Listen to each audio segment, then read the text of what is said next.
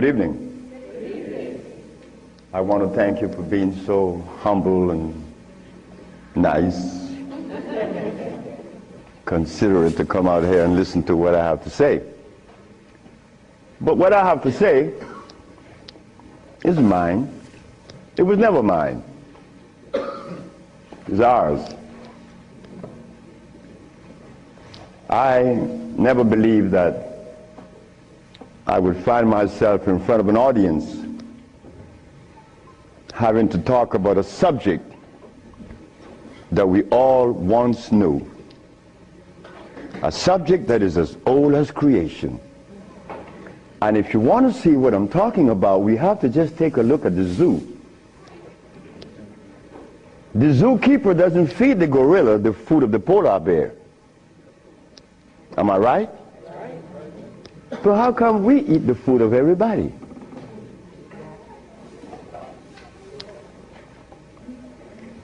We'll begin this lecture by letting you know, first of all, I'm your brother.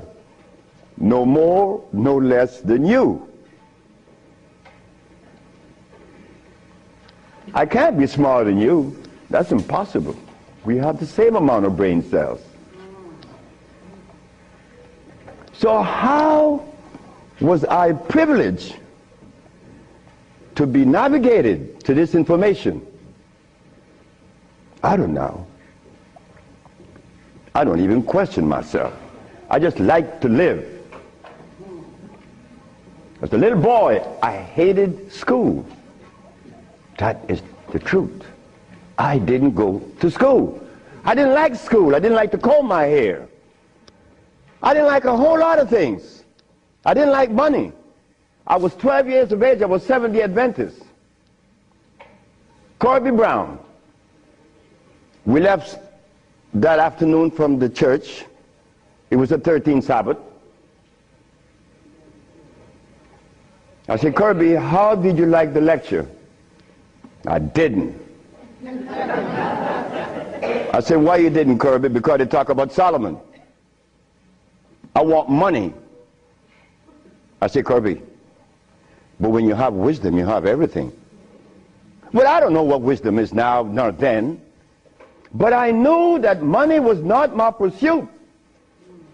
Kirby said, I want money. We were 12 years of age, 1945. I'm 73 years of age now. In 1994, a young man by the name of Tom Flowers came to me and said, guess who is coming tomorrow? I said, who? Kirby Brown. I said, well, if I remember correctly, Kirby said when we were 12 that he wanted money. I hope he made millions of dollars. I don't have any millions. I don't even have $1,000. But you don't. But that's okay. I live. I found that avenue, or it was shown to me how to live. Not to read books. Because everybody reads books. But yet, society is deteriorating more every day. Everybody reads books.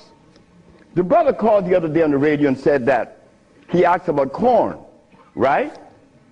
Corn? He read books. He said that the text, the Kemetic text showed him that corn is good. Well, he better examine his text because corn was made by man. But anyway, Kirby said he wanted money. That was a Thursday. Tom Flowers said, Kirby is coming tomorrow. So I said, well, if Kirby didn't make his millions, I'm going to remind him that we are alive. We are alive. Kirby didn't arrive. Kirby would never arrive. They had to take axe to chop the hotel door down. Kirby died of a heart attack. Kirby weighed 390 pounds. Kirby wanted money. He became a cab driver in New York. I didn't want any money. I didn't want it then nor now. Because it's not important in your life. It was never important in our lives. The Maya shows that. The Maya built pyramids. The Maya lived for millions of years in the jungles of Central America. No money.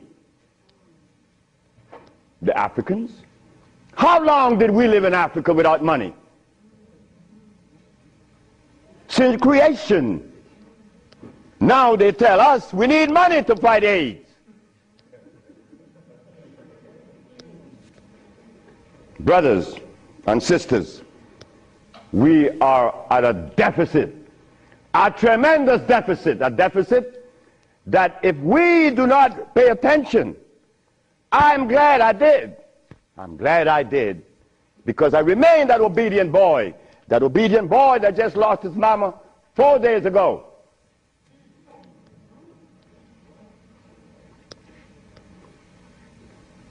I listen. I listen. But to listen,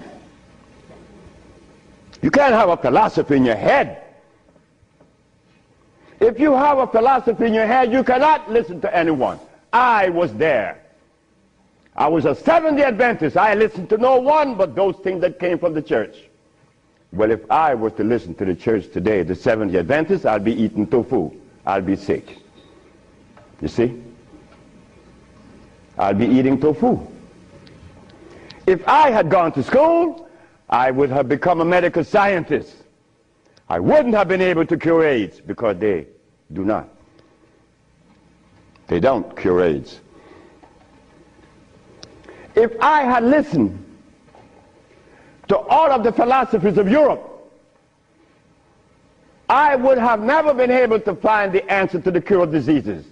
But today, I'm going to share with you the African wisdom, the African brain, the African genesis, the African resonance, something that was never taught to us in the schools. Well, why should we expect the school to teach us something that would enhance our growth and save our lives?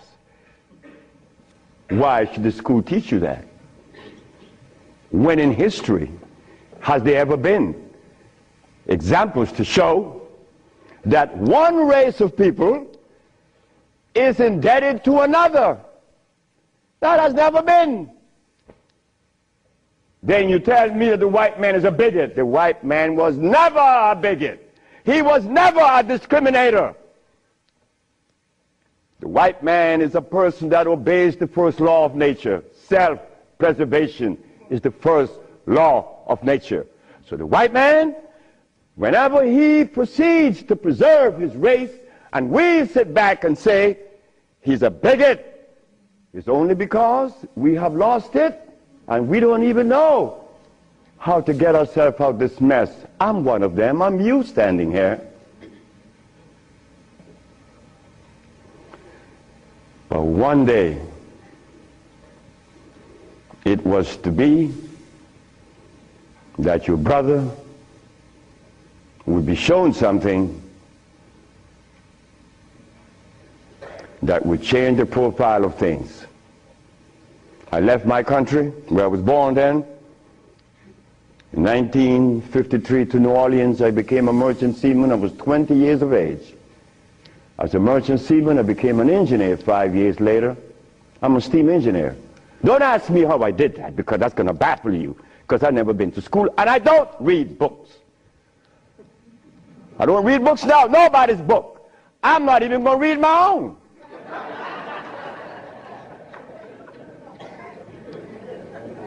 Because all the book readers come to me asking me, how did you cure AIDS? But that's like asking the gorilla, hey man, how come you keep yourself healthy without a hospital? How come you don't have any medicines? We'll begin. I became a merchant seaman right quick to take you through my life. Left Honduras without going to school, became a merchant seaman, became an engineer, worked for the County of Los Angeles as an engineer. While as an engineer, the County of Los Angeles something is to happen. Something is to change my life completely.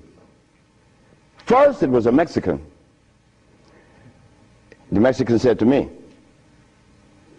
"You're dying." I said, "I know." "How do you know?" "Because I fell out going to the bathroom on Sunday afternoon, and I didn't reach the bathroom. I got up off the floor. Something must have happened between there and the bathroom." But I had gone to the neurologist, the endocrinologist, the GER practitioner in Russia, in England, in Germany, in France, United States. And they were people that knows what it is about. They had the great big books on medical science. But my asthma and my diabetes, my impotence was kicking. What happened to the books? They read books.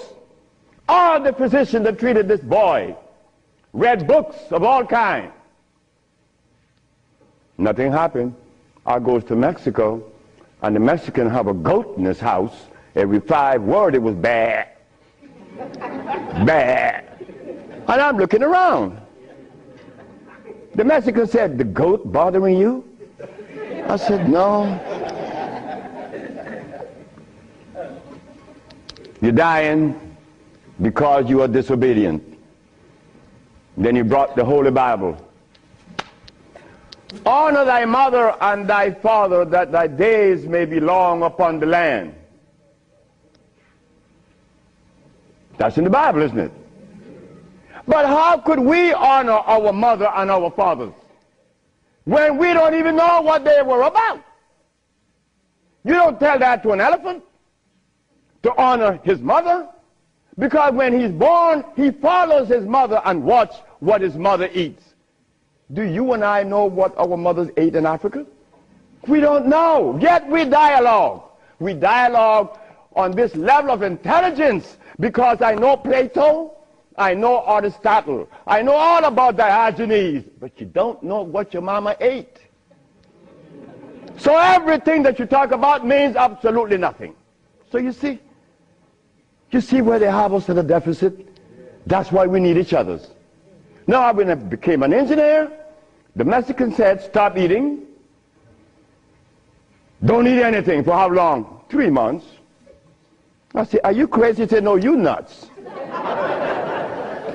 You ask me if I'm crazy. You've been eating garbage for 30 years. You've been eating garbage. And I'm going to remove the garbage for 90 days, and you ask me if I'm crazy. What was I eating? Hog maws, chitlin, neck bones, crackling bread, Lawn in New Orleans.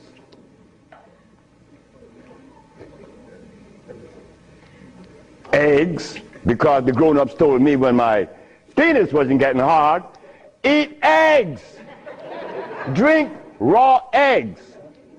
And I did, by the dozens. And nothing happened. The Mexican said, "Don't worry about it, don't eat." 90 days later, I was no longer impotent, no longer diabetic, no longer asthmatic, no longer with glasses on my eyes, and this stomach hair was 42.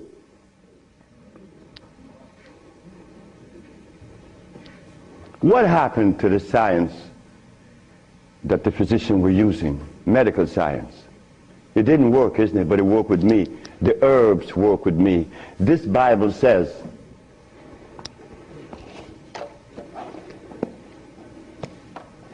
in the book of Revelation, it says 22 verse, and the first chapter, it talks about the herbs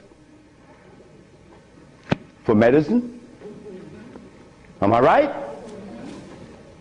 Well, ladies and gentlemen, what could have happened to us that when my brother, who was a preacher for 30 years, was sick, and instead of going to God's medicine, he went to the physician to get a chemical in his arm. My brother died 21 years ago. I'm not a preacher. I would never be a preacher. I told that to my mother. She wanted me to be the preacher. I said, no, no, no, no, no, no. That would be the last thing that I would consider. She said, "Why?" I said, "Because I want to live truth. Even if it kills me, I'm going to live truth." And truth is, the Bible says that the herbs are for the healing of the nations. But the preacher, when he gets sick, he go get a chemical. What is the message he's sending to God? Come on, just be truthful. Let us be truthful today. If never again in our life, let us be that today. Why do we go to see the doctor to give us a chemical when the Bible says the herbs are for the healing? Why do we go? Well, you're going to soon find out. That's what affected me then and probably affecting me now to a great degree. More than I would ever realize. Because remember, I want to go to the blackboard.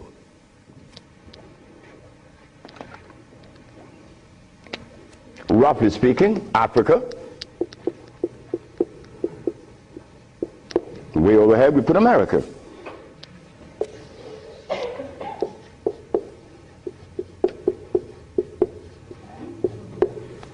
They are 4,500 miles. What happened between here and here? A lot happened. You see, when we were here, without the mathematics, without the ABC, without the sciences, when we were here, we had something to our advantage that we no longer have here. We are blind here. Here we weren't. We were seeing.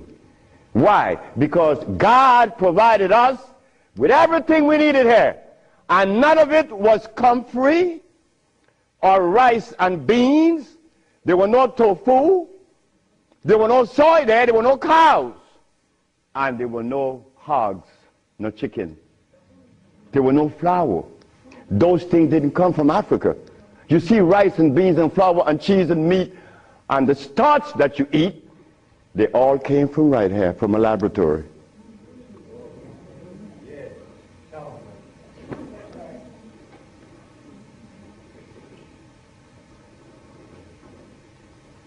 Now, for us to eat, you have to have in your big skull the understanding of biochemistry.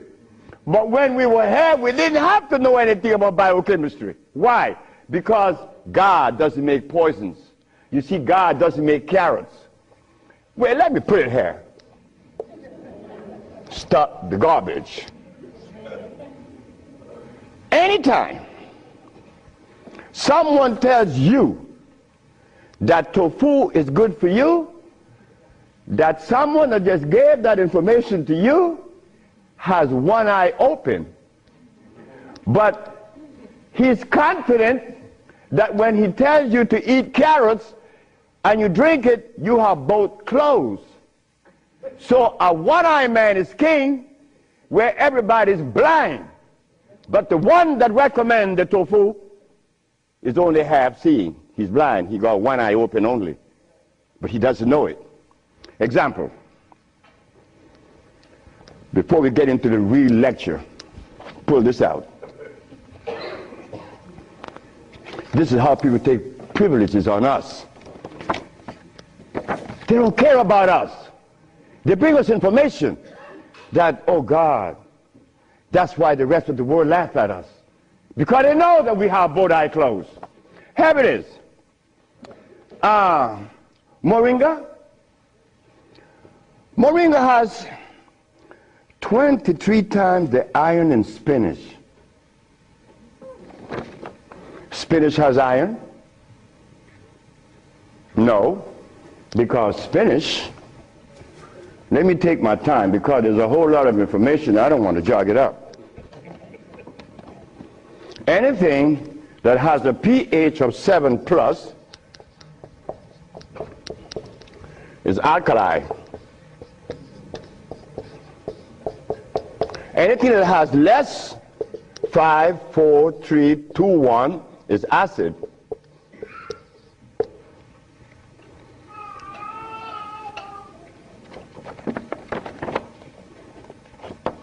Spinach.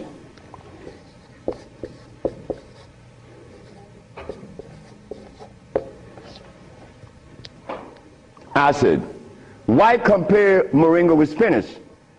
When spinach has a starch base, it has no iron.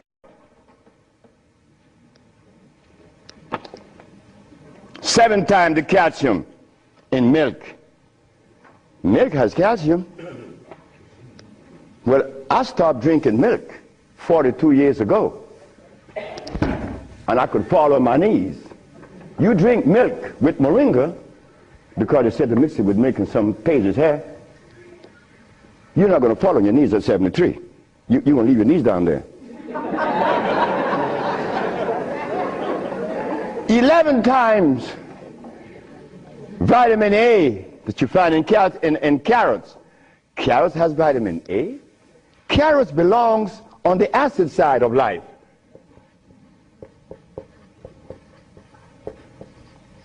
So right there, and they send it to mix with carrot juice. Why would they do that? Then up here, they talk about the Ayurvedic system of medicine recommends moringa. The Ayurvedic is Indian. The Ayurvedic system of medicine recommends cow milk. The Ayurvedic system of medicine has never cured any disease, nor moringa, nor any other system in the world. You know what this is like? When Steven Seagal tells me to come to his house because he had a headache for 5 years. Well, I knew why the headache was in his head. It was removed in less than 10 minutes. He had the bottle and said, "This bottle is powerful." I said, "Yeah, powerful, huh?" He said, "Yeah, the headache is gone." You know, he's a Dalai Lama, right? He wanted me to go to Kathmandu. Kathmandu? I'm going to go to Kathmandu. To do what? Talk to lamas. Lamas for what? What am I going to talk to lamas for? They couldn't cure your headache that you had for 5 years. The lamas need to come and see me, not me, the lama. But since we were compromised, we left all our food in Africa. You and I don't even know what we ate in Africa. So don't even go there. But we have the opportunity because one of your brothers happened not to go to school and look outside of the paradigm of school and found something altogether different. And what did I find? That anything that God made is on the alkali side. Why? The molecular structure is complete. It was made by nature, not man. Anything that God made has no starch. That's another thing. Anything that nature makes has no starch. Anything that man made has to have starch, because starch is a binder. To titrate two unequal chemicals, you have to use a starch. Starch is not a food. Starch is a chemical. And what have we been eating since they took us away from Africa? Starch and blood.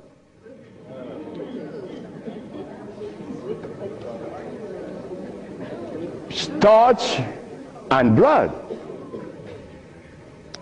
We didn't eat blood in Africa. Gorilla doesn't eat blood. He eats leaves and berries. But gorillas are sane. They listen to each other, and they have a society well put together. Well, Sebi, when he became the engineer, and he found out that the pH value of things had a lot to do with healing and the properties that's to be used, I was happy. I used to run home. Guess what I found? I found that the herb that everybody's talking about is acid, and everybody's using it. What herb is that? Comfrey. She said, what? I said, yes, it's on the acid side. And so is rose hips, enchirecia. What about golden seal? That's right, golden seal was made. It's like the stick that you put in your mouth. They call what? What they call it? The chew stick. What they call it? Liquid stick. Everybody have liquid stick in the mouth, right? But liquid stick was made. It has 50 times more sugar than does sugar itself. It has glycerinic acid. You see, we didn't have to study biochemistry in Africa because everything we had there was on the alkali side, so we could eat anything. But when they brought us here, you know, put some clothes on now.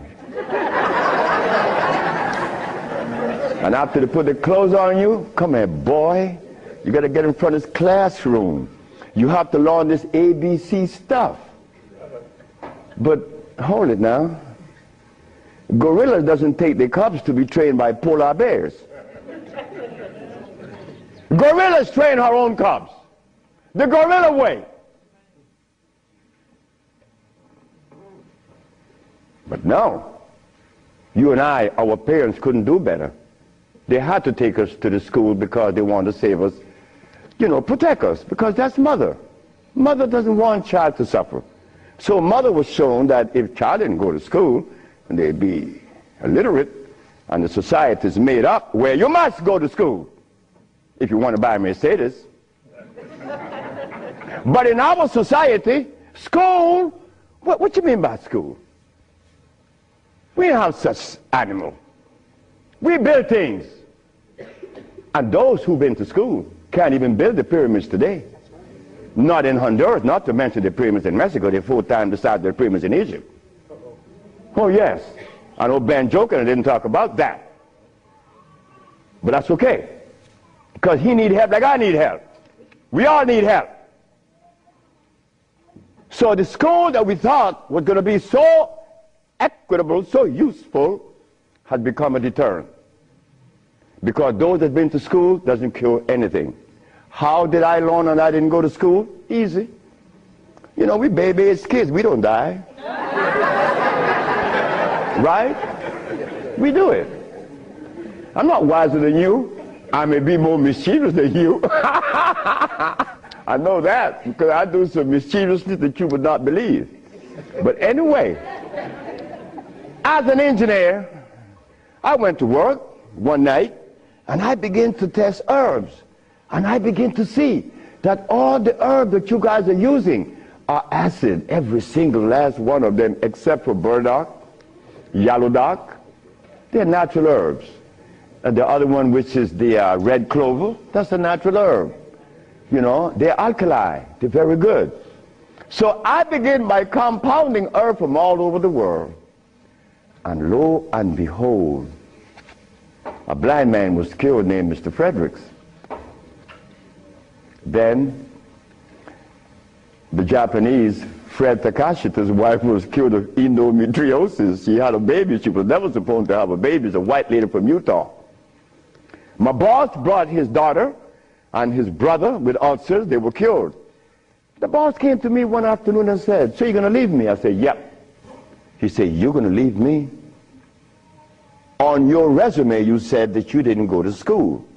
And the only reason why I hired you is that I was curious to find out how could a man have an engineer license, never been to school. I wanted you to fail. But instead, you did something that is extraordinary. Are all black people like you?" I say, "Brett Howell," his name is Brett Howell. "Are all black people like me?" I say, "I'm the dumbest." "Yes, they're all like me and more powerful than me." "But how come they're not doing what you're doing? You killed the blind man. You killed my daughter's ulcers. Could they do that?" I said, "They could do it better than you, than me. But why aren't they doing it? Because they're afraid of you. I'm not afraid of God. I'm not afraid of the devil. I'm not afraid of anything, especially you. Because I don't live in fear."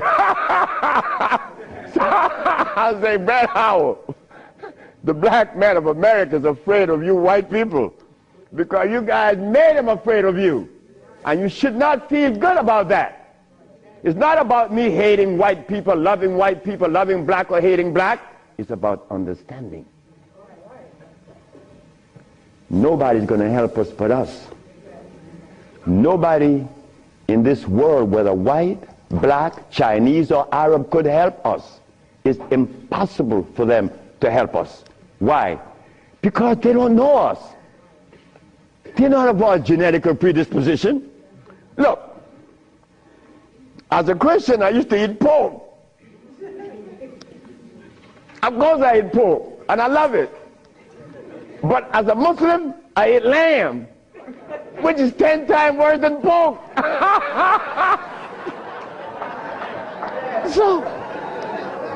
So what do I do? Who do I turn to?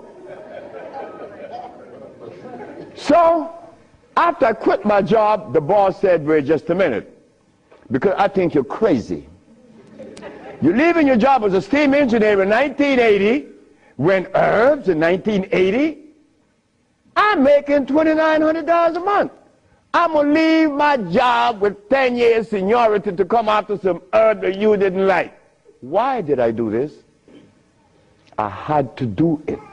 It wasn't that I could see that far. I can't see beyond my nose. Talk about years ahead. But I had to quit my job. And I had to question myself, why am I doing this? But I did. And 1980, the boss is looking at TV, 1987, on the 10th day of February, and he see CNN, Alfredo Bowman, a.k.a. Dr. Sebi, is arrested for practicing medicine without a license, selling product approved by the FDA, and claiming to cure AIDS and other diseases, which is a fraudulent claim. The boss saw that. The boss' wife is in the bathroom because he told me the story himself. He called her out, come and see the man that's arrested.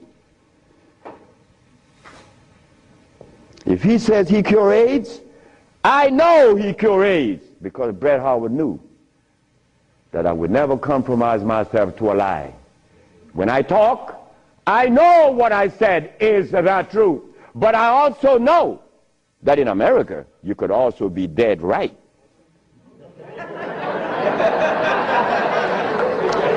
But it doesn't matter. It does not matter. I'm 73 already. They killed me tomorrow, it's all over with. I rather reach 73. My brother, who was a preacher, he only got to 50. But I stuck with you, the black woman. That was my success. You, the black woman. I always kept my eyes on you. Nobody else, not the maid, because I'm one. We don't do nothing. We can't do anything. We need you. Because it is you that held a hand. It is you that breastfed us. My mother breastfed me for only 4 years. But that was sufficient.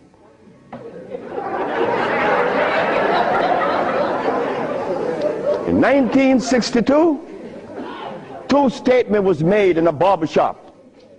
1640 Claiborne Avenue, New Orleans, Louisiana. Timothy Barbershop. Tim Barbershop. Ernest Moriel walked in there when he was a lawyer. And every time Ernest came in the barbershop, we used to jump on Moriel.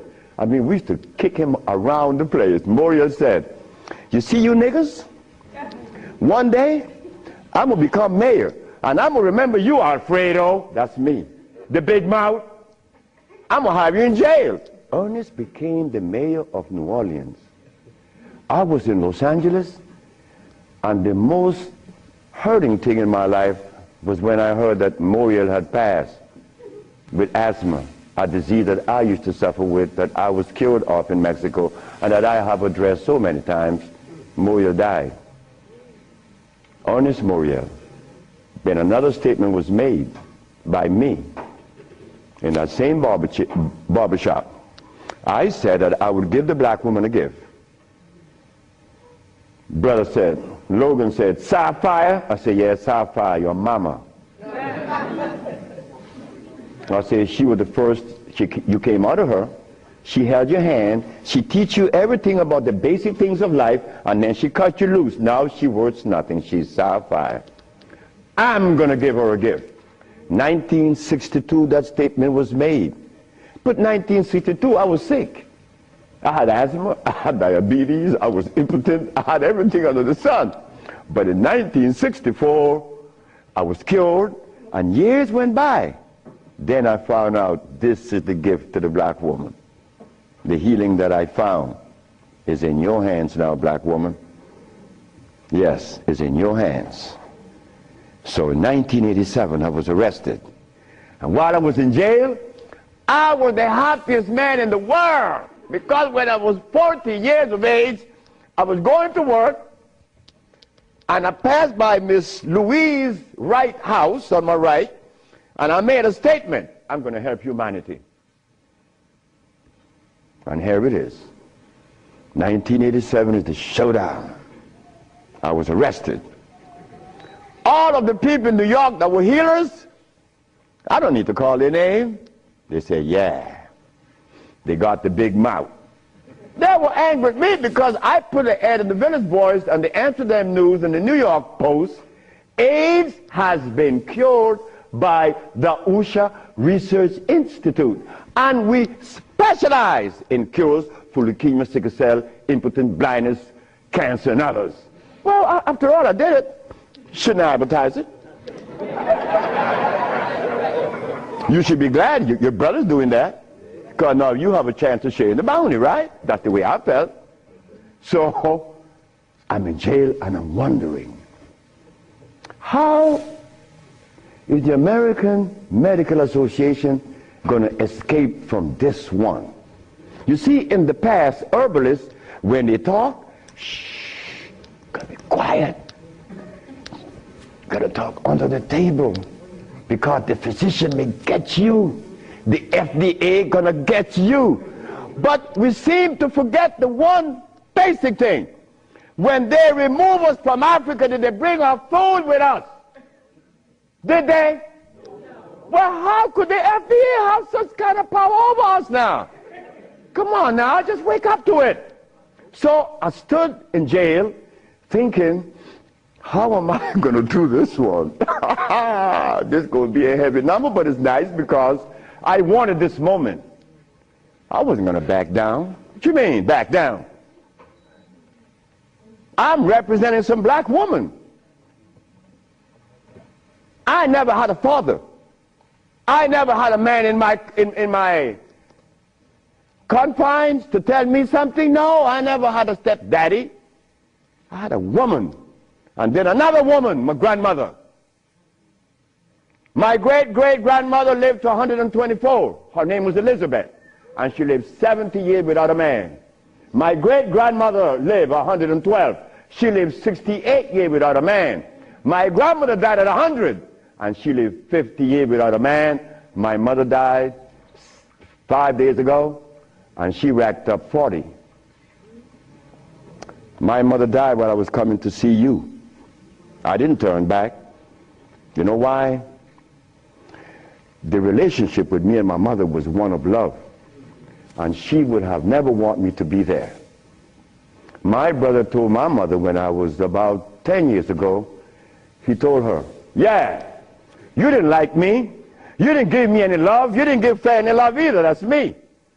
So my mother said, what you say? You gave all your love to the pastor, not to Fred and me. My mother said, like, Fred, are you in on that? I said, ma'am, this boy was talking garbage. See, he told me he's serious. I'm never serious. I don't know what it is to be serious. I hear men talk about seriousness. Well, I don't know what you do with that. But my mama said, raise your hand up and open your fingers. Which finger would you elect to take off of your hand? I said, none. She said, thank you. My mother turned to my brother and said, you said that I didn't give Fred any love. Fred, you wanted my love? I said, nope. Didn't want it. I didn't need it. Because my mother knew if my mother ever interfered in my life, I would be upset. I was in the streets by the river all the time. My mother knows, all mother knows the child that needs her love, her attention. But she loves all. But she knows the one that needs the attention. I didn't want my mother attention. And she knew it. But my brother said that she didn't give him any. But the boy went to the 3rd grade. He owns a fishing fleet. He owns an ice factory. And he owns that she didn't give him any. But the boy went to the 3rd grade. He owns a fishing fleet. He owns an ice factory. And he owns a fleet of planes. And he said that his mother didn't give him love. You see how we could easily make mistakes? Okay. Mother is mother and will always be mothers. The greatest gender on the planet. So while I'm going to court now, and I'm standing, the judge said, get the man out of jail, and I went to his chambers. Judge Shorter said, young man, you mind if I ask you a question? I said, no, sir. Why did you advertise that you cure AIDS? Well, sir, my mother's alive, Africa exists, and my face, and I would never offend any of the three. That's why I advertise that I cure AIDS. He turned to the woman at the desk and said to her, ask her, did you investigate this man before you arrest him? She said, no. Her name was Phyllis Spade from the Attorney General office in New York. She said, no. You didn't investigate this man before you arrest him? This man, the response he gave me, he cured AIDS. But AIDS is the easiest thing to cure. People think that AIDS is difficult. To me, everything is easy, and to you it should be too. And I'm going to show you why it's so easy. So the judge said, well, you're out in bail. And that was February the 12th, I got out of the 13th. But the case doesn't begin until 88. September. I have a year and 8 months. Why the judge gave me so much time, I would never understand. So I waited. Trial date. This is where the showdown with black and white. Not better or worse. We are not better than any white man or Chinese, no. We just happen to be different. That difference has never been treated by any religion or philosophy. There is a difference that needs to be understood. So while I went into court, the judge said, well, Dr. Sebi, will you please begin? Where do I begin? Begin where you say you cure AIDS and the physicians say there's no cure. The physicians are 100% right. There is no cure for AIDS or any other disease. The judge said, just a minute. There's a contradiction here. The newspaper says that you cure AIDS. Then you agreeing with the physicians. That's a contradiction. No, it's not. When you're limited, it is. But when you live out the box, it isn't. She said, help me. She said, of course. The physician take the position that there is no cure for AIDS or any other disease, and the physicians are 100% right, according to their philosophy and their perspective. Their medicine didn't show them a cure. So how could they say that there is a cure? But the perspective that prepared me, there is cure for AIDS and every other disease. Oh my God, when I said that, the physician jumped up. Your Honor, Dr. Victor Herbert said, Your Honor, what other perspective could there be? After all, you know, this patent on us, the FDA has a patent on us. You cannot talk. The FDA talk, you shut up. Oh yeah? Well, I'm going to find out. So, the judge said, what perspective is yours? Dr. Victor Herbert, Dr. Bonanno, and Dr. Christopher said, how could there be another? I said, there is another, Your Honor. And what is the other? The African bioelectric cell food. I've never heard of such a thing.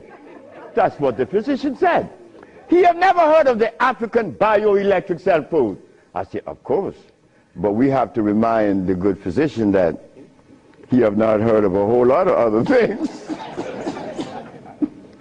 But that doesn't deny the existence of the African biomineral electric cell food. What is it? Okay. The allopathic claim that there are multiple diseases. The African biomineral balance negate that position. There's only one disease, never been two. The allopathic claim that to treat the multiple disease you must use a chemical, which is violating God. Right? The African biobalance said no. It's a nutritional approach, electric food. Your Honor, I told you that this man was insane and unscientific. He said there's only one disease, but there's only one. Remember, I'm the boy that didn't go to school. I'm going to break things down to the least common denominator. When I was a steam engineer, I found out that in a machine, thermodynamics I'm talking about, or an automobile, the only thing that could cause this machine to go bad is what? Short circuit, obstruction, overheating. The same thing with the human body. So what did I do? I put compounds together that would cleanse the human body of what? Of mucus. In so doing, AIDS, sickle cell, lupus, herpes, blindness. But it sounds too simple, right? Well, that's not my fault. They have complex things, and then they deal with the complexity. And boy, that's a job. But with us, on our journey from Africa to America, it was easy because the slave master had a ship and brought us over. But getting back to Africa, we get confounded. We can't go back now. We don't know how to go back. We better not even go back. Because when I tried to go back, this is what I did. My first trip with a passport was to Kenya. So I went to Kenya and they said, where your passport? I said, I have no passport. I said, I was taken away 500 years ago. I'm back.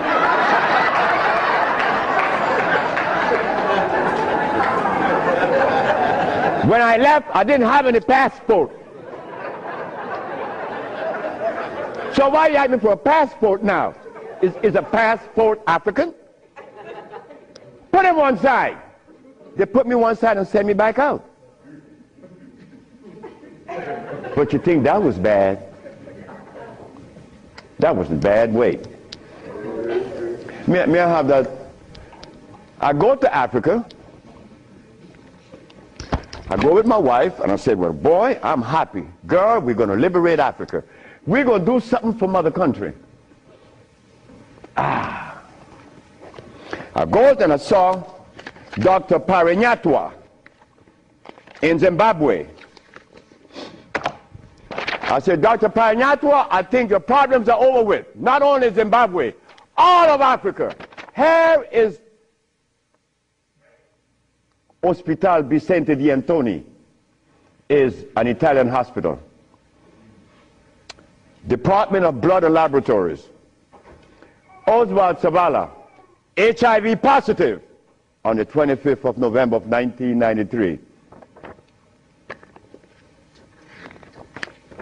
17th of January of 1994, HIV negative. This boy named Alfredo Lagos, this from the Red Cross, the Honduran Red Cross. It says here that this boy, it doesn't show any date of which he contracted AIDS. Why? Because he was born with AIDS. But down here it says he's negative on the 19th day of January of 1995. Another one. This one caused a laboratory to call for me. I thought it was funny. This is the next one, the other one. His name is Alex Suarez. On the second day of January, this boy of August, he found himself with HIV positive. On the 19th day of August of the same year, 17 days later, the boy is no longer HIV positive. So they called me for what? I don't know. Because I know they're not going to change it. Now, this one you're going to like. This one is from the San Diego Public Health Laboratories. It says here that this man has a HIV-1 RNA 26,205. The boy was supposed to be dead at 25, right? Just go to the other page. 6 months later, he's less than 400. He was killed at 15. So anybody want to read it? Because I could be lying, because that's the way we think. But here it is. No, that's possible. I could be lying. Here, young lady. So, curing AIDS, brother and sister, look, that's the easiest thing for niggas to do. We could do more than that. Curing AIDS, to them is big thing. To us, it's nothing. You understand? But now, here is where this little culprit comes in. Where did I put it? The blood. Nope, no good. Here it is.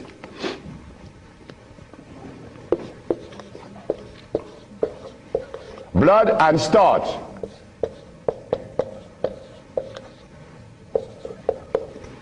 Blood and starch. Blood and starch is going to prevent you from doing what the ants does for each other. Ants, when it's getting ready to rain, you know what they do? All the black ants, they begin to do what?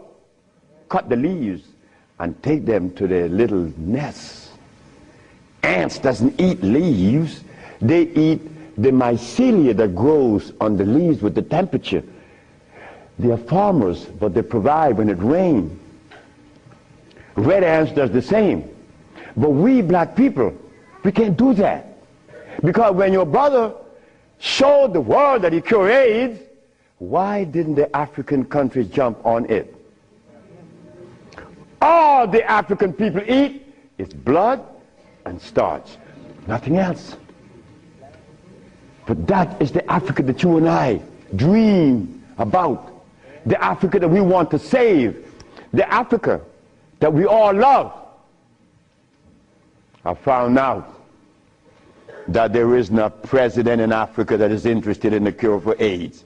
Not one. No, I'm sorry. Only one. I'm not going to name the country because I may jeopardize the country.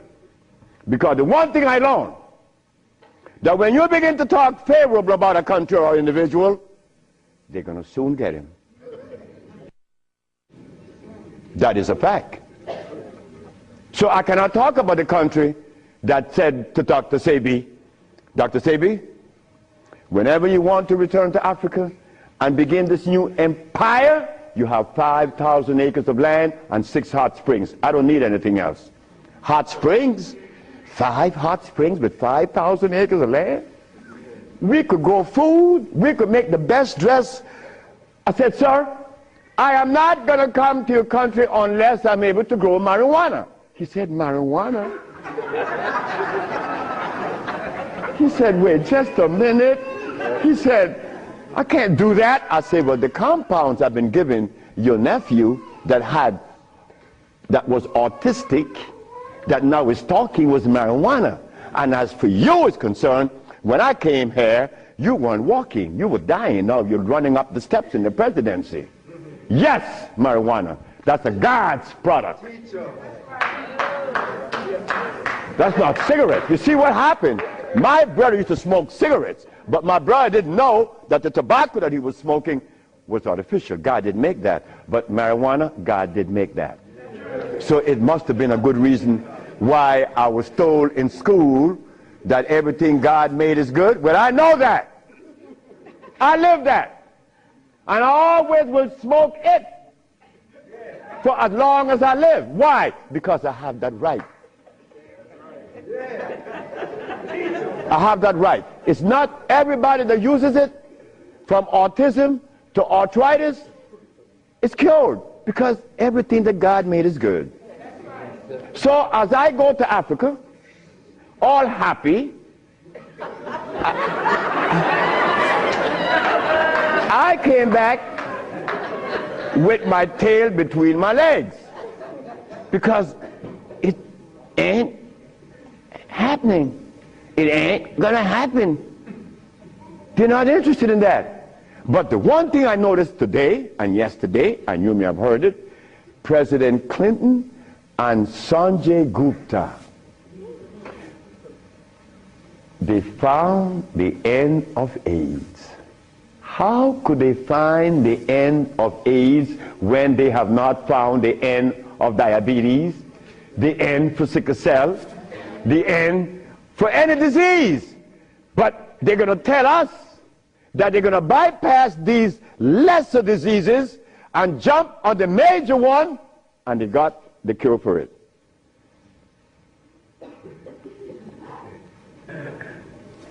I got documents to substantiate that I cure AIDS, right? So what's up?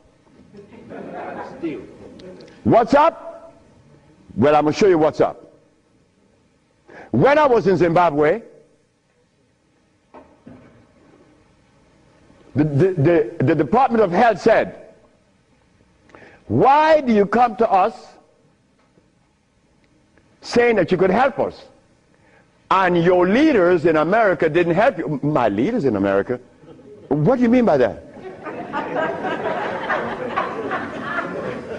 They mentioned Minister Farrakhan. I said, just a minute. I don't follow any man. I follow women. And I don't follow sick people. Because if I follow sick people, then I got to be sicker. I go to Brazil. They say, why don't you, if your leaders didn't help you, why should we? I say, my leaders, again, they brought these leaders in front of me. And they mentioned something like Al Sharpton and Jesse Jackson. I say, oh God. I say, why you all ask me about these people? I never knew of Jesse Jackson or Al Sharpton or Oprah Winfrey promoting something that is equitable and good for the black community. That's never been. What they could do is march. That I know. But why do you ask me about it? I'm asking you, why can't you incorporate this in your repertoire? You said me, I have no leaders. My leader is my mama. The biggest testicles that anybody I've ever seen, they was on my mama. So don't ask me about leaders. I don't follow leaders. I never was part of that thinking. I don't need anyone to lead me someplace. So now I'm asking you, what do we do now? I cure AIDS. Are you going to call Oprah? You don't need to. She could advertise 1 million pieces, broken pieces, right? But that's fine. But she cannot advertise the cure for humanity. But there's one little dude that got himself in trouble. And he was totally unaware of what was going to happen. This little dude, I'm home with my wife, enjoying myself, a Sunday afternoon, looking at TV, somebody threw a rock on my window. It's Randy Jackson. What was it you want? My brother want to see you. Your brother? Michael? Okay. I went. Well, he's sick as hell. Well, I treated him, and he got cured. He saw it, and he was encouraged to take me to the Rayburn building on Capitol Hill. Oh my God. This is going to really confound you. Michael Jackson took me to the Rayburn building on Capitol Hill on the 31st day of March? April. No, of March. March. It was March. 31st day of March of 2004. I said, why are you taking me there? Because you cure AIDS. I said, but what makes you think that they are interested in that? What makes you think that the world is interested? I don't care if it's any country in the world, they are not interested. Especially Africa. They were never interested. AIDS isn't killing Africa. Hepatitis C is killing Africa. All of West Africa is red line for hepatitis C. you talking about? But they're Muslims. So they have to eat the Muslim food, which is goats and lamb.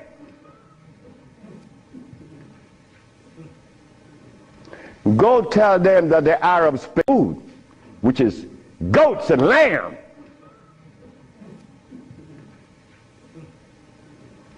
Go tell them that the Arabs played a trick on their brain. You cannot do that. Me,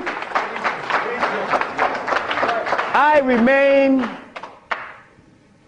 the son of the jungle woman. The jungle woman that didn't have any clothes on. Yeah, I am her son. I stuck with her and she liberated me. You have to hear this. One morning, I woke up and I heard the music that was playing. You know how you turn your radio on and you're sleeping, but the music on the radio would influence you, and you dream that you're seeing the artist that's playing, right? You ever had that happen to you? This morning, I'm listening to John Coltrane. 4 o'clock in the morning on channel 850 on the TV. I'm sleeping, and I'm hearing John Coltrane playing Interstellar Space. But then something was happening while this music was playing. I was looking at a black woman doing this from behind a tree. I woke up, and I didn't know how to interpret that dream. But then I was leaving that morning for Los Angeles. As I got to the airport, the governor was there. The governor said, "That's him. That's the man that cured Alcida of leukemia. That's the man I'm talking about." The governor had a lot of people around him. So I went. I was leaving for Los Angeles. He was leaving for the capital. He didn't know that we were going to meet that morning. So they was talking to me and asking me questions. Finally, 2 men that were standing away from me, they were white men from the United States. They came up to me and said, "Well, we have heard of your miracle cures." I said, "Sir, I don't even know what a miracle is, especially perform one. I just happen to cure leukemia. That's not a miracle. To you it may be, because your school of thought have you to believe that curing these diseases is one great big feat. No, it's simple common sense. I'm an African. Now this is where the naked women are going to come out. They said to me, "We have heard of your miracle cures, but have you been saved?" You see?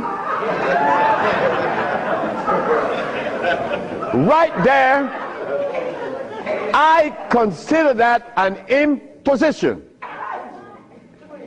Why do you take the liberty to believe that I'm one of those that have accepted your philosophy that I have to be saved?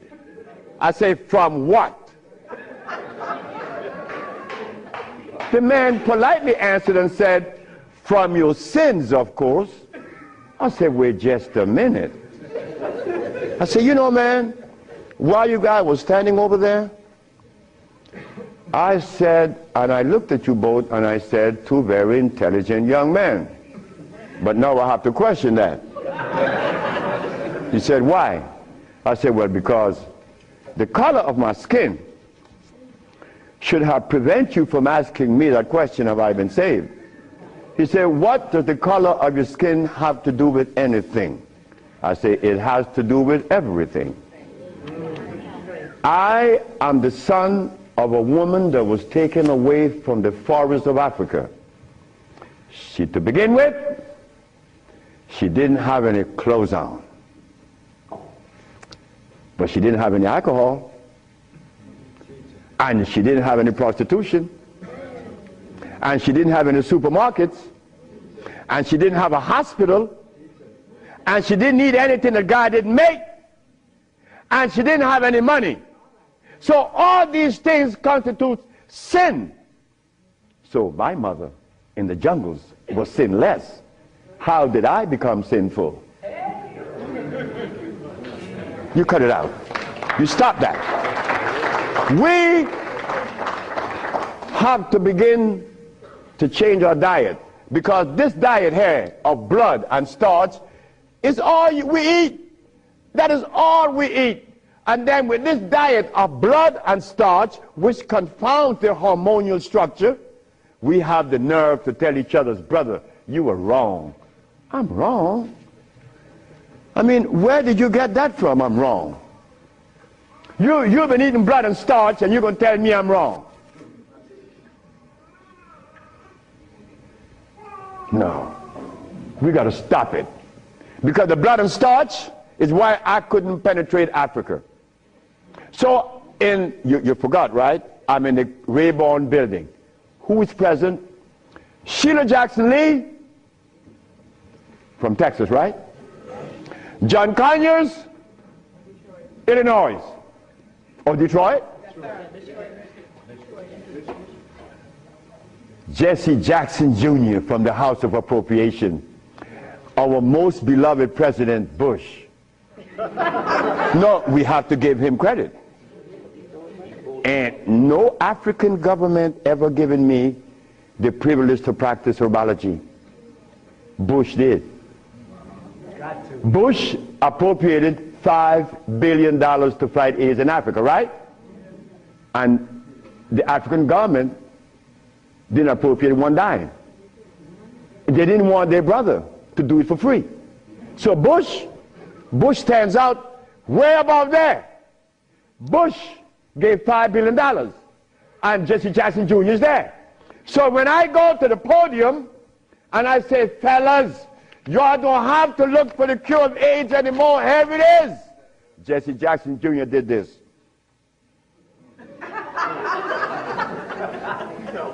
I said, I'm going to talk about this. I have to write about this in my book. Because you, not me, but you and I believe in the leaders. We hope that they could do something, right? Well, they had a chance. So 17 African ambassadors. Only one came to me from Mali. The only man came to me and said, Dr. Sebi, I have to respect your position, and I appreciate your position. You have proven that you cure AIDS, and I would like for you to go to Mali. But that's not the country I was talking about previously. He just presented himself that day. But Jesse Jackson Jr. didn't tell you that I cure AIDS, right? He didn't tell his daddy either, isn't it? And Miss Sheila Jackson Lee didn't talk about it, right? And so did John Conyers. So who gives a damn? You see? But that's good. That's good. We don't need leaders, isn't it? So we're going to do it. Because we're doing it now. Because those black women I'm talking about, there's one sitting there. They are going to tell the world we cure AIDS. But last night, Clinton and Sanjay Gupta is on CNN talking about the end of AIDS. How about the end of sickle cell? How about the end of lupus? How about the end of herpes? How about the end of blindness? They didn't find those, but they find the end of AIDS. How is that possible? Are we going to buy that too? Are we going to let them continue to say that there's no cure for AIDS when your brother's curing it? So we are guilty. We are the one that's guilty, not the leaders, because they're sick. All the leaders are sick. You can look at them and tell they're sick. So we have to forget about the leaders, right? So which animal in the forest follows a male? None, right? They all follow females. So how did we begin to follow males? I mean, that was the most, look, the one thing I wanted in my life was a woman laying by me as my significant other or my wife, that she didn't have a God or a devil in her brain. That woman is sitting there. Because I could not have a woman laying by me and she worshiping something else. I mean nothing to her. No, you worship you. That's who you worship. That's who we worship in the forest. And we were doing quite well because none of us, her children, could talk about how long did our parents live in the forest of Africa. You don't know. For millions of years since creation. Did we have money? We live a perpetual vacation. Now I gotta wear this stupid suit on. When I didn't have to wear any clothes. But now just to live, I have to have a $15,000 suit on, a $5,000 shoes. I have to have all kind of stuff on me. And then I qualify. I qualify. Do you have a master's degree? Man, I didn't go to school. Oh, put him aside.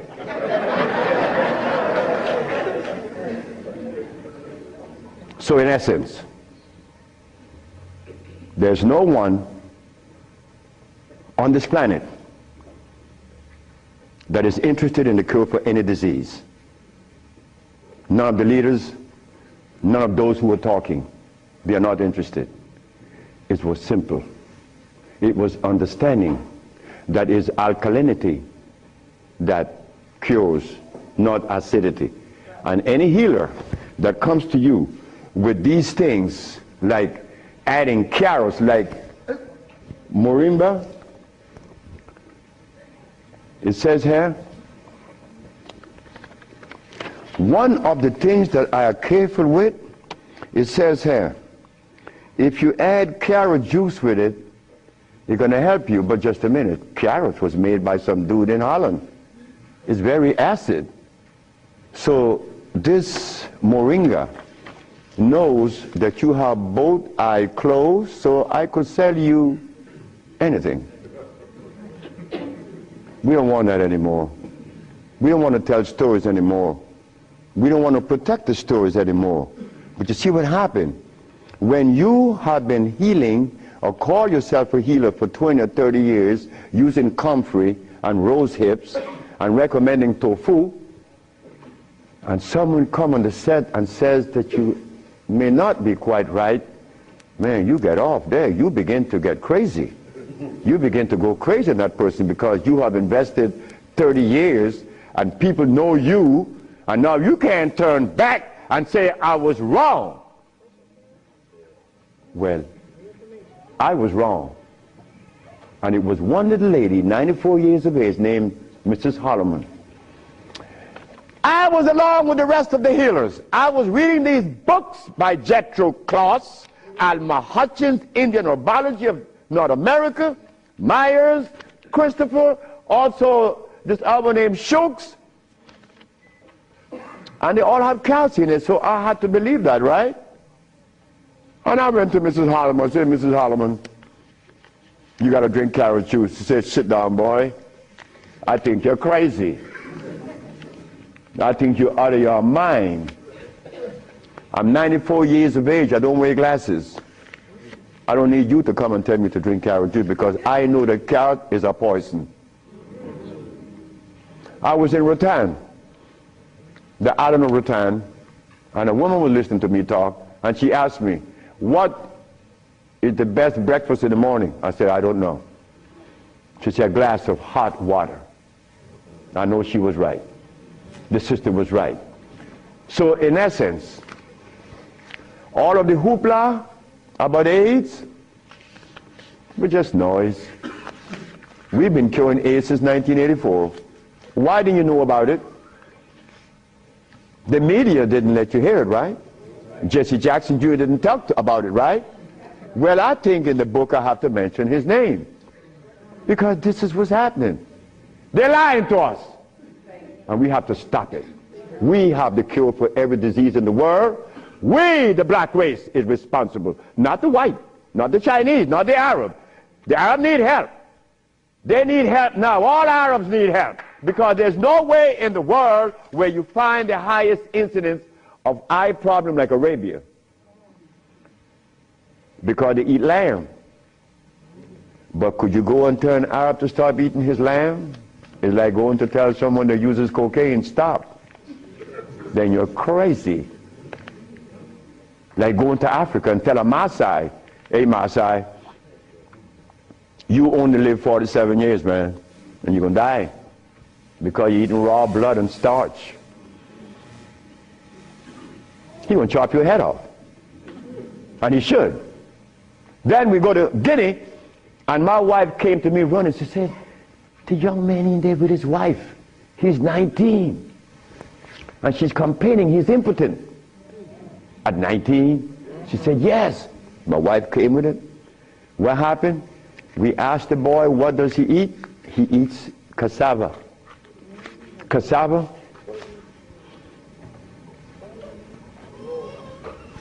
We say raw? Yes. Go to Guinea. It's a what? Cassava.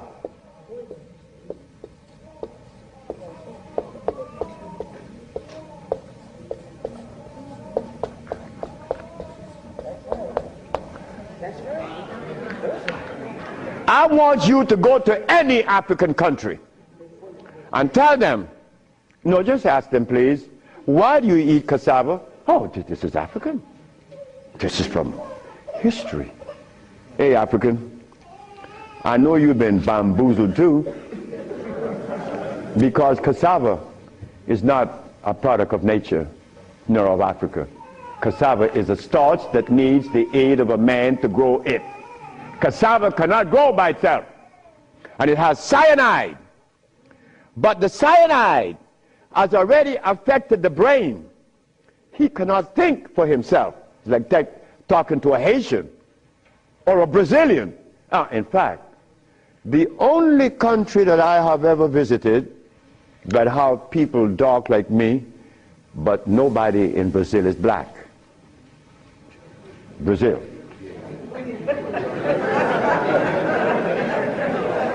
If you go and research the census of Brazil, you will never find a black person in Brazil. Everybody is white. That is how much they have offended us, that we hate the very image that God made. Something is wrong. Something got to be wrong. Me,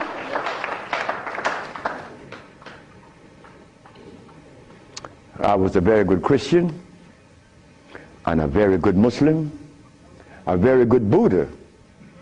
And I wanted to join the,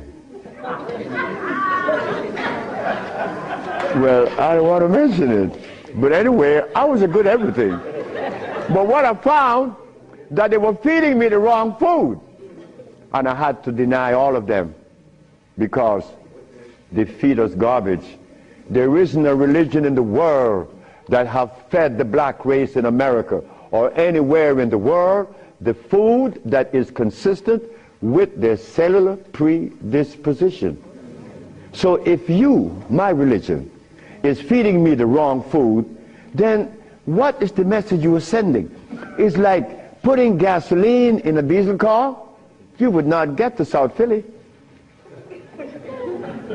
No, you're not. It's not going to run right. But we eating starch and blood, and we want a dialogue. Dialogue based on what? I mean, come on now. We are the remnants of what world? Let us try to bring it back. We can't challenge each other's. The only thing we have to offer each other's now is love. But to get to that point, a sister told me the other day, because I made a statement in the church, a brave woman stood up and asked me, Dr. Sebi, what have you learned from the entity that you are forwarding to us now? What have you learned from it? I learned to kiss everybody's butt. And I meant that. It came out that way in the church. Well, I had to give it that way, because that is the way it came to my brain. I kiss everybody's butt. It's easy. You see, it makes it easy. When you start kicking it, somebody's going to do something to you. And when you start kissing it, they reward you. So this sister came to me, and she was very smart. She said, do you literally? I said, drop your panties.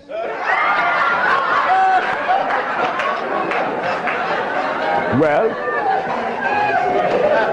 I came out of a woman's vagina, I could kiss her rear end. That's easy, isn't it? Is it easy?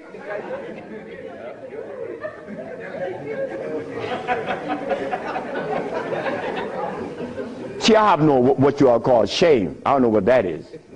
I'm not serious, I'm not ashamed, I'm not a man, I'm a male. Beyond. See, I have no what you all call shame. I don't know what that is. I'm not serious, I'm not ashamed, I'm not a man, I'm a male. Beyond that, I don't know. You guys are men, I'm a male, I stay there. It's easy. So brothers and sisters, look, the deal is this. We have the cure for AIDS. Now you're going to get a chance to ask questions. So ladies and gentlemen, I want you to ask whatever question comes to your brain. Feel free to ask. I mean, please, don't you hesitate. Don't you feel that you have to restrict yourself. I know Brother Adis is here. He may ask a few. I'm glad to see the brother. You know, Brother Adis is a brother I've been knowing for years. Stand up, brother. When I saw the brother the other day, I was very encouraged because the brother looks good. Yes, sir. I appreciate the brother. The brother looks good. The brother, I remember him on Sultan and Kwasi in New York. I would hope that Kwasi would come. And a bunch of other brothers. It was a bunch of us brothers. We were in love. New York was, look, we were in love. There was a love that we used to share that was so nice, so warm. But none of us, or all of us, understood that we couldn't follow anybody. Because if you start following one, you have to dislike the other group. But I'm a black man, I have to love everybody. I have to love Muslims, I have to love Buddhists, I have to love Christians. So if I have to love everybody, then I'm going to make it easy. I ain't joining nobody. Because I have to love everybody anyway. So it makes it easy. So now we go to the question. The sister and then you, another, yes. Good afternoon. Is it necessary to circumcise the male child? Again, sit down. The sister asked, is it necessary to circumcise the boy, the male child? Well, who started that? European. Who? My last little girl was born. I said, you're not, I told her mother, if this child is born and I'm not here, you will not cut the navel string. Okay? You understand? Listen to me now, Fanny. You will not cut this baby navel string. Okay. And I'm going to tell you how to do it. When the baby's born, you put the baby on your chest and let the baby suck your breast. The placenta is going to come right out. You put the placenta in a bowl and put some flowers on it. Keep the navel string attached to the baby until the placenta. 4 days later, it falls off the baby. You throw away everything. No cutting, no stress. No, it isn't necessary to circumcise, because I was never circumcised. It was you. Next. I was intrigued by you before and was very successful with it. But I'm a backslider and I want to know, what is the cure for AIDS so I can get back on track? She said that I treated her before and that she was cured, but something happened. I don't know. She wanted to get back on track. And the next question about how do I cure AIDS? Well, I have a daughter now that's 21, and she's the key to beautiful things. She's the daughter of this woman. Her mother hated me, and with all rights. The woman was right. Oh God, she was right. I have 2 wives in the same house, and this woman is in love with me. Oh God, this nigga is crazy. He's a Solomon. Nigga, look, you are a jive, MF. Her mother cursed me out. She cursed me out, and I'm standing looking at Miss Margaret, and I could see the hurt in her eyes, because this woman is in love with this man that already have 2 wives in the same house. Boy, what do I do? And I find myself in this triangle here and don't know how I got in it. But years went by. No, she got a baby, she got pregnant, they kick her out of the house. But that's okay. She had the baby little girl, Zave. Zave grew up. Zave was 19. She cured her mother, her grandmother, of diabetes. The little girl that this woman didn't want to come into the world grew up to cure her of diabetes. Last month I got a notice from the mother that Zave just cured a woman in New York of AIDS. How do we cure AIDS? It's simple. We put the compounds together to address the mucous membrane, to cleanse the mucous membrane, to cleanse the bowels. Simultaneously, we went to the forest and found the herbs such as the, over here on the alkali side,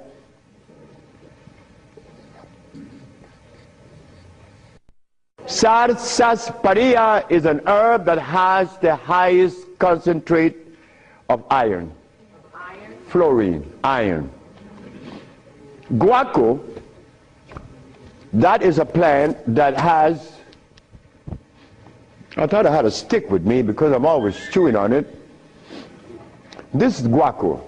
Guaco is a plant that would definitely strengthen the immune system because it is iron again. But it has potassium iodide, no, potassium phosphate, not iodide. Iodide comes from the ocean. Kankansa, that's an African plant. Kankansa is an African plant. This plant has one of the highest concentrate of what? Potassium phosphate. Those are just few of the plants. We use about 40 some odd plants to cleanse the body, strengthen the immune system, and electrify the system, because you want to electrify the body. That's how simple we cure AIDS. We cure AIDS. We don't treat AIDS. This thing here says that Moringa said, and they keep repeating it, that they uses it with the belief that it's going to cure. They think, oh no, we got to stop talking like that. We cure. That's how we got to start talking. If you don't cure, get out of the way.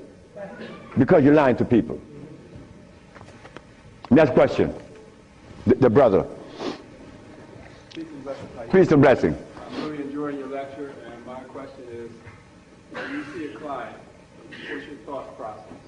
When I see a client, my thought process, I already know what the brother needs. Like the Mexican knew what I needed. The Mexican said, you're dying because you have disobeyed. Without, unconsciously you disobeyed.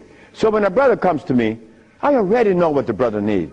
I don't need to go into a whole bunch of scientific jargons and intimidating the brother by putting light in his eyes, iridology.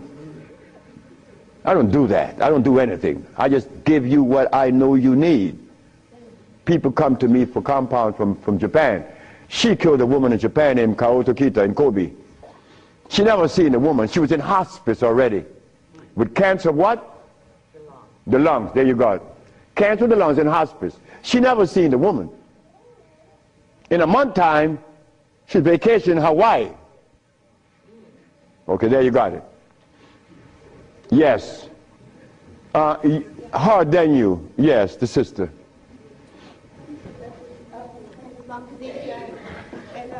I have a sister who she was diagnosed with Alzheimer's, and she's been in my care for 2 years. I do have her on a fresh food diet, all organic foods, all raw foods, and I'm seeing a big improvement. But I feel as though she needs some other things. And what else can I do to help her? Alzheimer's. She has Alzheimer's, yes, sir. Okay, Alzheimer's. That's a brain problem, right? Remember what I said? There's only one disease? Okay. When you have mucus in the nasal passage, it is sinusitis. When you have mucus in the bronchial tubes, it's bronchitis. When you have mucus in the lungs, it's pneumonia. But now you have mucus where? For you to have Alzheimer's, where is the mucus?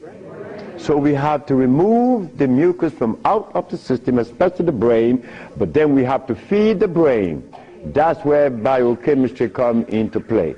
the brain. Like if the sister was suffering with rickets, that's bone, right? So we have to address calcium. If she had leukemia, it would be blood, that's iron. But now she has Alzheimer's. She has mucus in the brain, which prevents the brain from receiving what? Oxygen. Now, what is the brain composed of? Copper and carbon. That is what produces electricity. Copper and carbon. It's simple. Copper and carbon produces electricity. You go to an electrical plant, and all you're going to see is a big wheel turning, and it's copper. But against the wheel are these carbon brushes, and the friction of the carbon and the copper produces the resonance they call electricity. Electricity is not fire, it is vibration. But when you short circuit it, it's become fire. So yes, we do have, but she must go to Honduras. What is her age approximately? What? Oh, she's young. She's young. She's very young. She could go to Honduras, and it would be fast. Why Honduras? Like sister went to Honduras with her husband, Linda, Richie, and her husband. She will see the improvement in days. Like the woman went down with a goiter. Like the brother went down there with his stiff leg, and in 3 days he was running up the hill. And he could not believe it. Like, this is where a name comes to mind. And I want you all to remember this, because this is a woman that we all love and we all respect. A brother was taken to Honduras, to the village. You see, the thermal waters in the village has a pH of 8.9. One of the highest attainable pH in waters is found in Honduras and in Africa. Thermal waters, that is. The little boy named Shelby, he has AIDS. He has Kaposi sarcoma. All the black spots on his body. The boy went to the thermal bath 1 day, 2 days, 3 days, 4 days. The boy came out of the bathroom screaming. The black spots were gone. His mother and my wife Ma'a were very close friends. Ma'a told Malakia, take Shelby to Honduras. On the 4th day, he's doing good. How long is Shelby going to stay there? 1 month. I said, 1 month, he's cured. On the 4th day, the sore disappeared, right?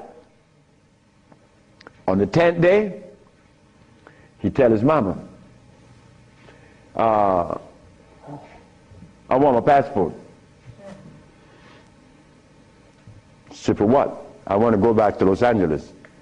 Dr. Sebi says that you have to stay here a month. He said, bitch, did you hear me? That is what we, mothers and fathers, get from our children today because of those hamburgers. It wasn't Shelby's fault. It wasn't that child's fault. That child went back to Los Angeles and began to use crack and died about 2 months later.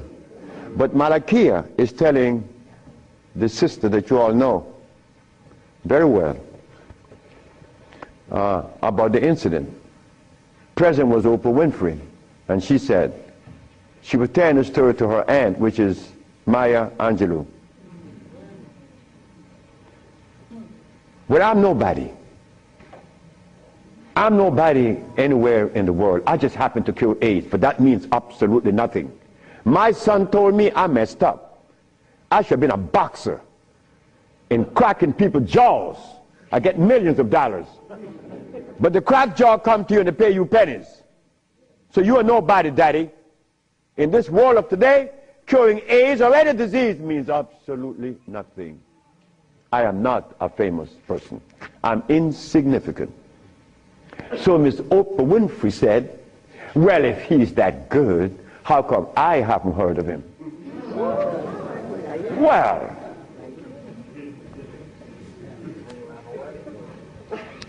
I'm not famous. Oprah Oprah. It's white. Oh.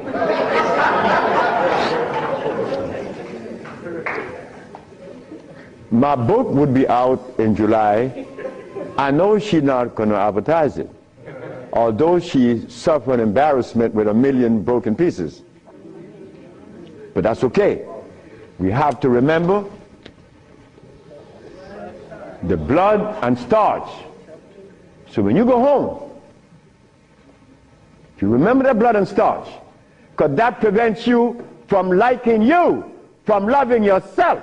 Because I was there. I was there. Did I want to blow my brains out once? Yes, I did. Well, why was that? I was stressed. I was eating blood and starch. But when the Mexican came and said I was wrong, I listened. And here I am, 42 years later. Do you see the benefits of this? A Mexican came to rescue me, to rescue you. So we cannot.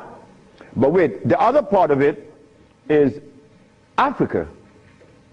There isn't an African country that I could go and practice herbology.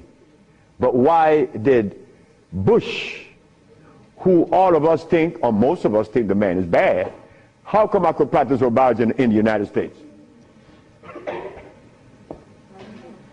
You got power over him. That's why. I don't have any power. No, I don't. Because I don't even know what power is. I just know what's mine. That's all. I know what's mine and what's yours, what's ours. So what's ours, when the Supreme Court said, the FDA said, you are not supposed to sell these products. Exhibit A. The FDA said, what? That I'm not supposed to sell my products? Well, maybe the FDA knows the food that is consistent with the African cellular predisposition. Because when they removed us from Africa, they didn't bring our food with us. Maybe the FDA knows about these foods. Could you tell us, please, Mr. FDA? But when the FDA talks, we get scared. Scared of what? They're not God. You understand me? No, I don't have any power over nobody. I don't want that. If you know what I like to do, you will know I don't want any power. the brother in the back. Hepatitis C. Yes, sir. Mr. Charles Fisher. Who is Charles Fisher? He was the manager for LL Cool J. That was my second case of hepatitis C. Yes. What is hepatitis C? The liver has been stressed. Right. Beyond. Hepatitis C is nothing. Maria Elena from San Pedro had cancer of the liver. Her mother and her aunt bought the black dress to bury her. The doctor sent her home to die. Maria Elena's sister saw a newspaper with me in it. She said, hey, there's a nigger down there in Jutiapa that got a big mouth that says he could do a bunch of stuff. And she came. 2 years have gone by. Maria Elena is healthier than her sister. Yes. What is hepatitis C? It's when the liver has got so toxic and loaded with what? With poison. Blood and starch. So we clean it, clean the body. Because you have to clean the intestines. You have to clean the liver. You have to clean the blood. Because all of these have been affected. Yes, brother, we have cured many of hepatitis C. So what herbs would you use, doctor? It's not an herb. It's a therapy. Therapy? It's a therapy that we have. Okay. I was so encouraged to, what's that, interferon. Interferon? Yeah, I was encouraged to be... Brother, interferon is something that's been on the set for 25 years, and I have been curing AIDS and sickle cell and lupus, herpes, blindness, and paralysis. Interferon doesn't do that. Interferon is a chemical that is derived from the penis of a brother. You know that, right? You know it. Yeah. That's not even right. Come on, the Bible says The Bible said the herbs are for the healing of the nation. The Bible didn't say anything about chemicals. Right? Okay. So now, we could tell the world, yes, we object. Oh, one more thing. One more thing is very important. Many of you have insurance companies, right? Insurances. And on that sheet, it says that they do not honor anyone that is not accredited physicians. Meaning that you are compelled to go to see a physician to give you his chemicals. But now, they are telling you that they are God. And that you have no other recourse. But let me tell you something. Yes, they have to honor us. Because we have the only compound in the world that is consistent with our cellular predisposition. Nobody else. Can you give us some foods that are alkaline? Food that are alkaline. We could begin with mushrooms. We could begin with mushrooms, quinoa, quinoa,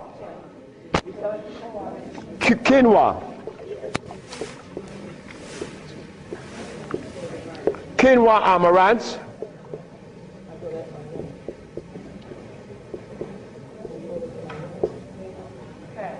mushrooms,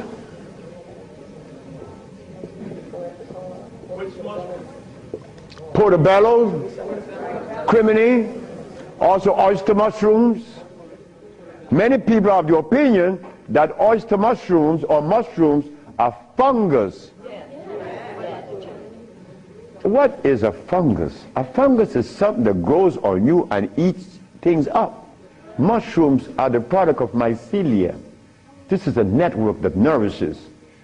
I have cured many diseases, psychological problems, with the Stropharia cubensis. So let me tell you something. Mushrooms are very good. They're high in potassium. Yes.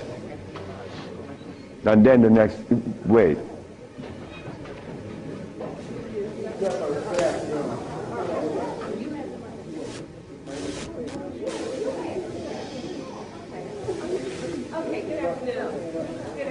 Good afternoon, ma'am.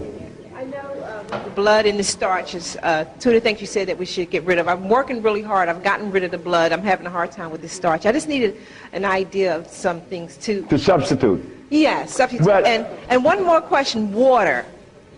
I do the distilled, but I hear a lot about, you know, drink spring, drink distilled, which I do the distill a lot. Okay. About the starches, you could eat quinoa or amaranth. And also spelt. You could buy the spelt pasta. Spelt. You could buy spelt. I eat a lot of spelt. And you know something? I learned something lately, like I'm learning something every day. Because I don't know everything. I don't want to know everything. And it's impossible for me to know everything. But I learned this. That when you combine spelt flour, quinoa, and amaranth together, just the pure powder, the flour, and you want to bake something, if you just add the almond milk and the sea salt and the other ingredients, such as you could add a little bit of what? Agave is good. That's very good. But now, if you want this flour to rise up and be fluffy, who said sea moss? You did. You cook the sea moss to a jelly. And you take about 2 tablespoons and you put that cooked sea moss in the batter along with the almond milk and the rest of the ingredient, and that stuff becomes fluffy. I said, this is a natural yeast. And someone hit me to that, which was Gary, right? Gary Ricketts worked with me for many years, and he still works with me. And he put that together. He made a waffle. Oh my God! I used to go to Gary's house in the morning just to eat his waffle. But his waffle was sweet because he used to put the maple syrup in it in the batter, and then he make the waffle. You didn't have to put any maple syrup on it after that. It was delicious. And in the morning, okay, just let me go quick through all. Peace, Dr. Sebi. I wanted to know if you accepted practicums, internships. What's that? Internships, like practicums, to come and learn. Well, I came from Honduras, You come from Honduras? No, I want to practice. I want to know if I could have an internship. Oh, if you want to... I know you say black woman is key. So Oh, as a student? Yes. Well, that is what we're working on now, because the woman took over the whole thing, my daughters and the woman that associated with them.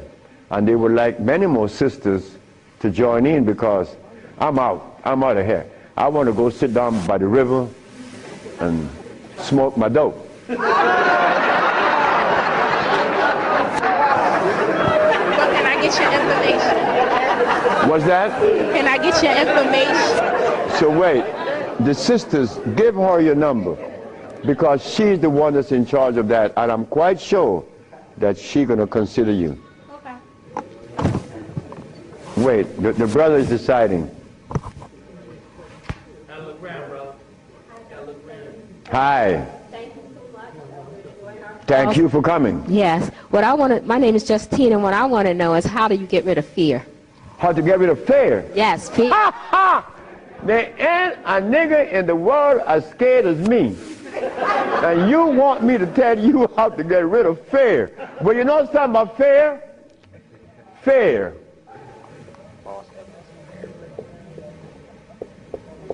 Fear is a natural occurrence. You don't get rid of fear. You understand fear. You don't get rid of it, because fear is necessary. But you don't let fear control you, right? Because it would paralyze you. Fear would prevent you from opening the door where there's a great, big, beautiful tomorrow.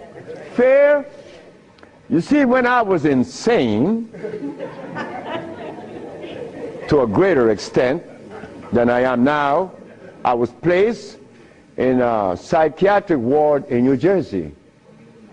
And they were right. But what they didn't know, that I was aware that I was sick. I was also aware that I would not take any of anything that they gave me in that hospital. But there was a man that, you know the swinging doors, right? A swinging door is a door that opens both ways, and you're going to swing it. And every time he came to his door to go inside his room, he used to stand there. And he could never open that door. I used to go by and swing the door, and he'd go in and say, "Thank you, man." Why couldn't he open that door? Fear.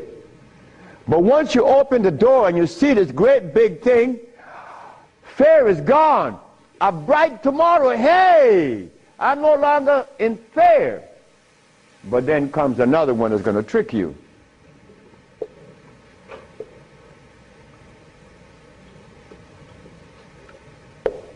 What that surety? Is E? All right. Surety.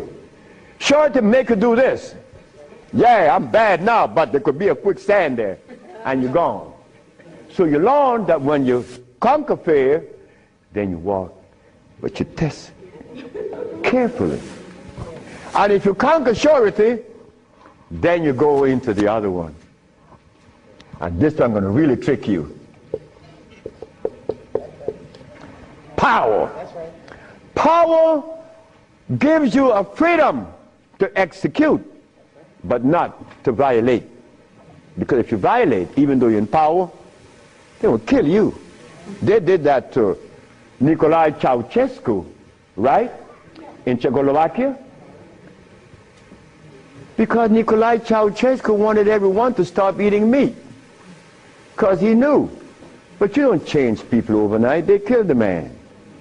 Because he imposed some other laws on them that were cruel. He used to kill them too.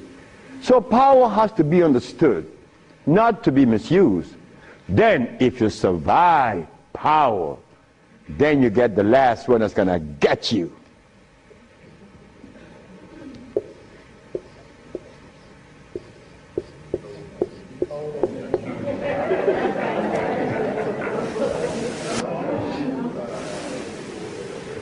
So you see, it's all about peace.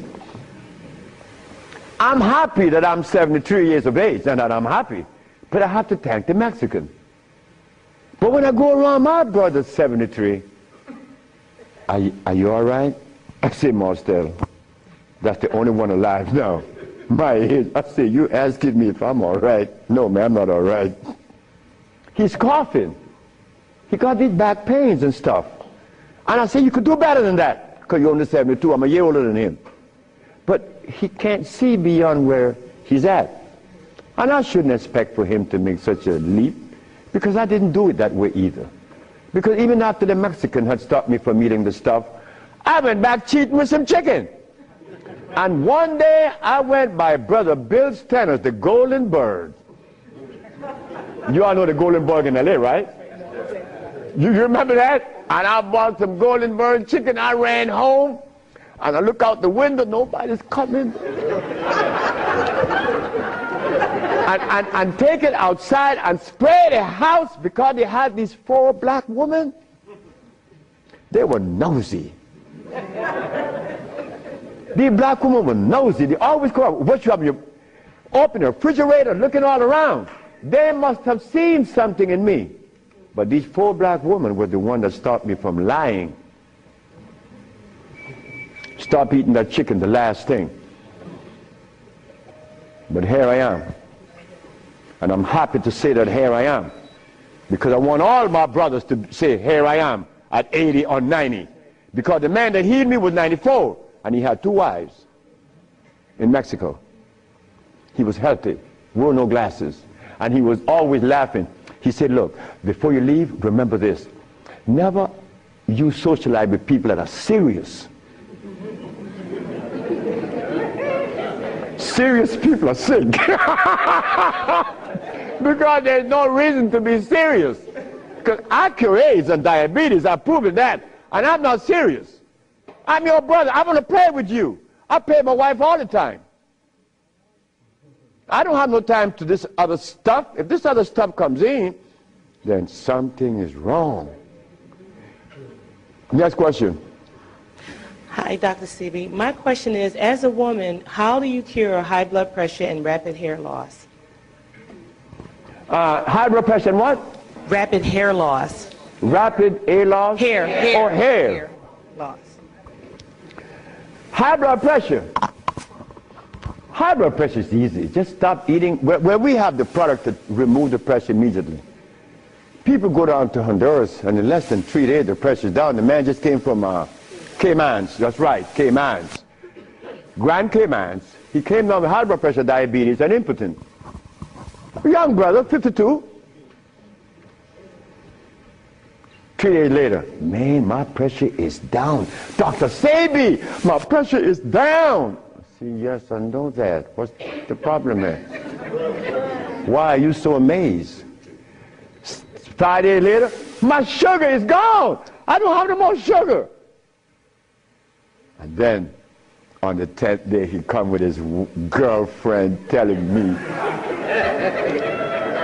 I like to see that. Because I was impotent.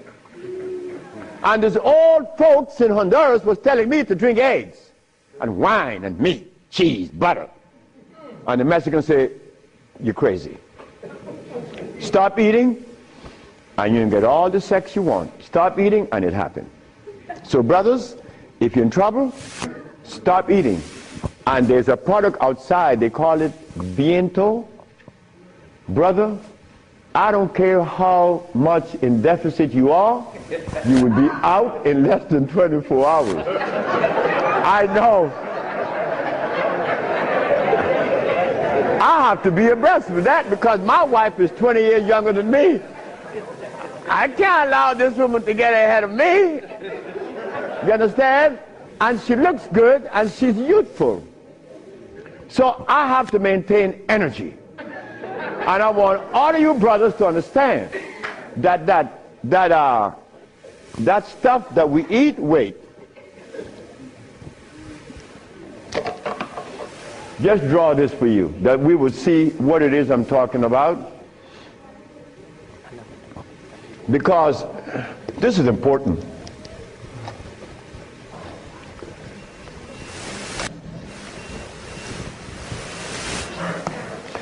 I recorded a man from the age of 15. I saw his life because I was a curious boy. Remember, I'm the boy that didn't go to school. So I was looking at things that the school boy wasn't looking at or seeing. This man named Brindley, he was in his 20s. I was 21, he was 25, 4 years older than me. And he was the dude, a woman's man. But when I was in my 40s and I went back to Honduras, Brindley was 46, I was 41. And Brindley was like, yeah, man. Yeah. Yeah. His wife gone. She's a seamstress. She's gone a long time. But when he was young, he had every woman in the world.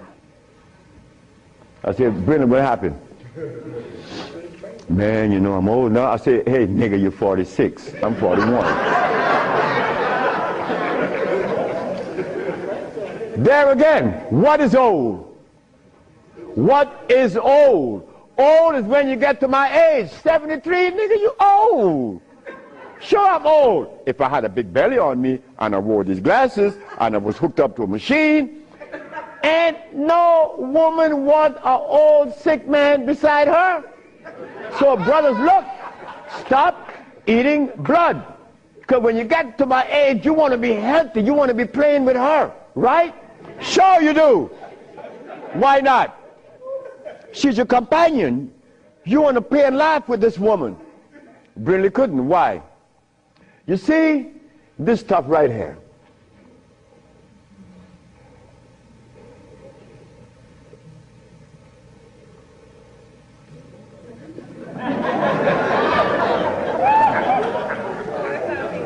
This is what a man plays his manhoodness with, his penis. Yeah, I'm a man. But in here,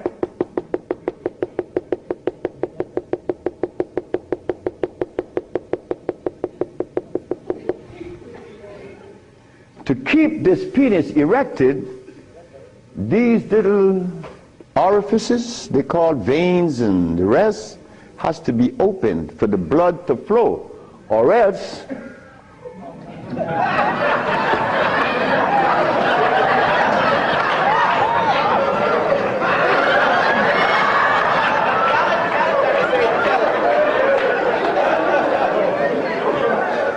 you think I can't talk about it? I was 30 years of age. That was happening to me. And the last person that saw that was a woman named Audrey Williams. She said, what's wrong with you? I said, I don't know. She said, you're sick. You better see a doctor because you're too young. You're 30 years of age. And I did. And it happened. But I had to stop eating. On the 1st, 2nd, 3rd, 4th, 5th, 6th, 7th day, I was happy. On the 8th, 9th, 10th, 11th, 12th, 13th, 14th, I was going and holding on to the bathroom. Everything was spinning around. Why? Because all of the mucus that was leaving my brain, my eyes was very foggy. I couldn't see. I was already wearing glasses, but now it's worse. But on the 17th, 18th, 19th, on the 17th day I woke up, I was looking at the ceiling, and I remember feeling so calm. A feeling that I had not experienced in many, many, many years. I was calm. On the 27th day, I didn't hear the wheezing in my chest from the asthma. My diabetes, I couldn't find glucose in my sugar. But on the 57th day of fasting, of not eating anything, I had an erection. Why?